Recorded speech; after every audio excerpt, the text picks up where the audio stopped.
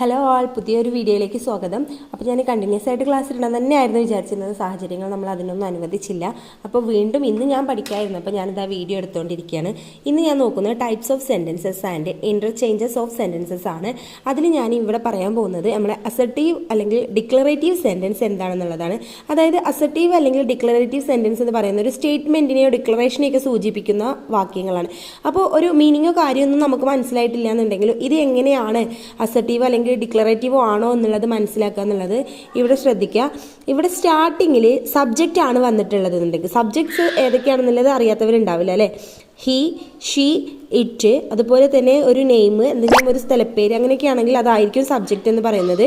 അതേപോലെ എൻഡിങ്ങിൽ full stop വന്നിട്ടുണ്ടോ എങ്കിൽ അത് ഡിക്ലറേറ്റീവ് അല്ലെങ്കിൽ അസർട്ടീവ് സെൻറ്റൻസ് ആണെന്നുള്ളത് മനസ്സിലാക്കുക. ഇവിടെ മറ്റൊരു എക്സാമ്പിൾ നോക്കുക. സ്റ്റാർട്ടിങ് ഇറ്റ് ആണ്, എൻഡിങ് ഫുൾ സ്റ്റോപ്പ് ഉണ്ട്. അപ്പോൾ ഇതും ഒരു